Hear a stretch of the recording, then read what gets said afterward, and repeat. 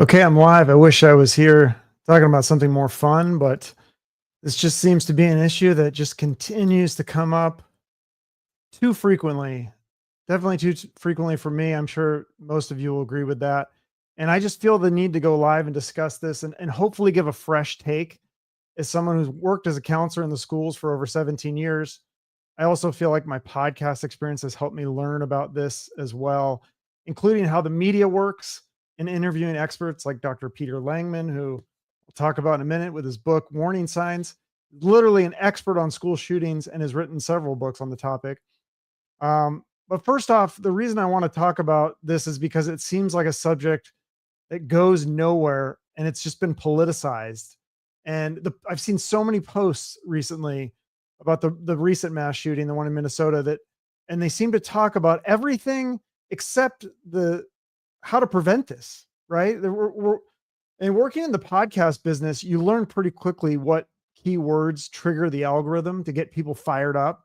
And I'm not going to take a side on these things because no matter what side I take, I'm going to lose half of you. You're going to argue with me or tell me I'm wrong or whatever. But I can tell you pretty quickly that if people say red state, blue state, Republican, Democrat, prayers, trans, guns, if these are the focus of the content, I don't think they truly have an interest in solving the problem. It's more just going to be about riling people up. So there's these mass killings that are happening. They're happening in red and blue states. So this really just should not be a political issue. And I'm more interested in getting to the root cause and the psychology of what's behind what's going on with these issues. I'm not a security expert, so I'm not going to focus on that angle. I'll just say this: we know that the people that do this they're looking for the highest body count. So that's why schools are frequently targeted because there's not a lot of security and they can get the highest body count. So people can argue whether there should be metal detectors and armed guards and fences and teachers should have guns and we should ban guns. And to me, all these things, they may reduce the body count, but you're really just playing a game of whack-a-mole, right? So if we got all the guns off the streets and every school was locked up like a fortress, great, we did it. We ended school shootings. Okay, so now what? You still have a person with a homicidal urge. So now what? What are they going to do? They can't shoot a school. So are they going to start a fire in a retirement home? Are they going to do a fertilizer bomb in a county fair? Are they going to drive a truck through a parade? I mean, there's all these other different ways that you can kill a mass number of people. I don't want to give too many ideas out there, but you get the idea that there's other things that they could do. Even if you secured schools and secured guns, they're going to find out they have a homicidal urge. They want to hurt people. That's what we need to get to the root cause about. So I'll let somebody else take the lead on the security stuff and the different situations. I do think that can be a useful part of solving the problem, but I'm not an expert in that field. And again, I'm much more interested in getting to the root cause. I was a counselor for 17 years. And one of my inspirations for choosing that field was seeing the horror of the Columbine shooting on TV when I was in college. And my thought was like, oh, if I was their counselor, I could have prevented this. I would have been able to counsel them. I could have steered them down a different path. And I saw a problem that there's teenagers that are suffering that feel the urge to hurt others. And I thought, okay, maybe I can solve this problem. This is a problem that maybe this is something I can do. This is something I can do for a career, something I could do to help the world. And maybe I could, maybe I couldn't. I mean, we never had a mass shooting at any of the schools I worked at. I don't know if I could take the credit for that. But one thing is for certain, with all these mass shootings, there's always warning signs. And do you ever ask yourself, why are we not aware of these warning signs? If there's all these warning signs, again, Dr. Peter Langman, who wrote this book called Warning Signs, and he's an expert on school shootings. I've had him on the podcast. We've discussed this. He's analyzed all the case studies, and almost every single one, there are huge clues that people ignored and they missed. And the book's first chapter is called We're All on Duty. So why isn't the news going through these warning signs? Why aren't we training people?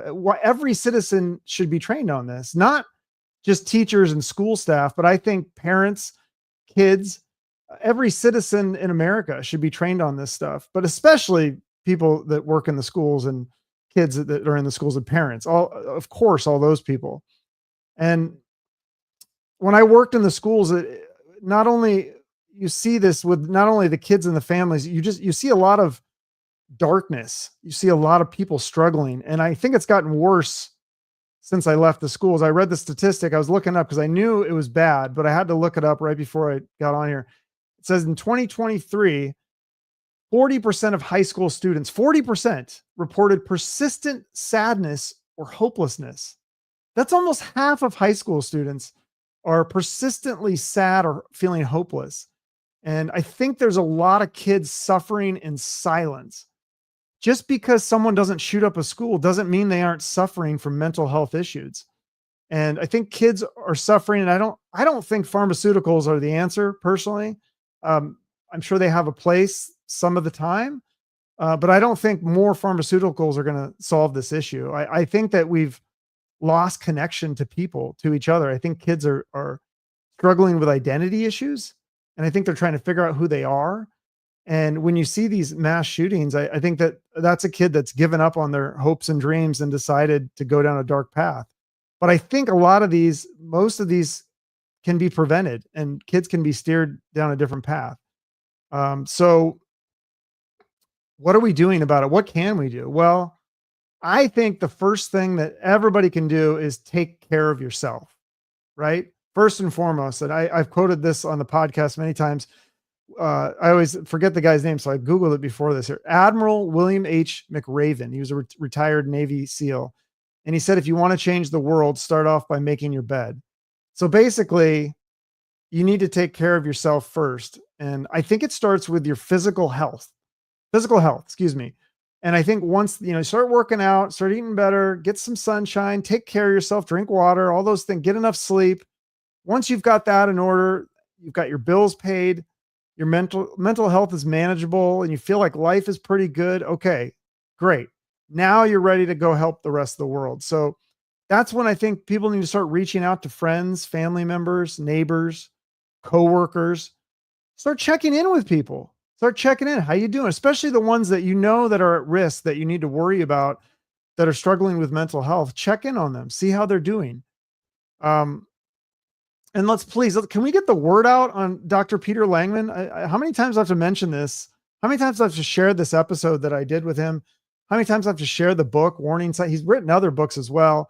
Can we get the word out on him? And can we train citizens what these warning signs are so that we can prevent these mass killings? I don't think any kid wants to go down this dark path again. And I think instead of spreading negativity and saying it's this people, it's that people, it's this political party, it's that, can we try something different and maybe spread positivity, and let's lift each other up?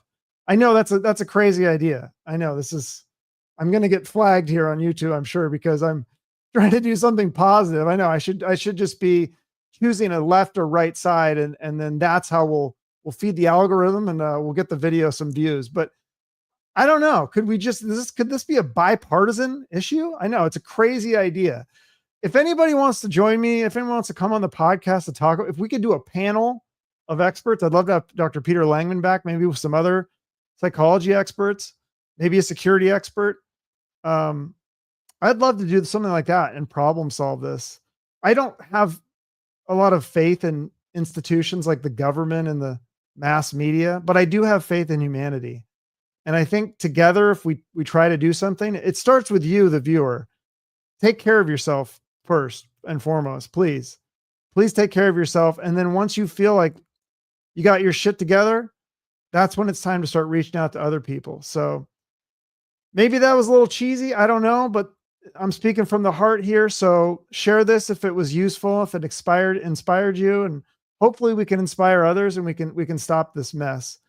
I'm sure there'll be a lot of comments, so I can't wait to read those. And if you feel like the need to unsubscribe to my channel now, then that is your option to do that as well. But for those who did make it all the way to the end here and watch this, I appreciate it. And hopefully this makes a difference. At least I tried. Thanks for watching. Have a great day.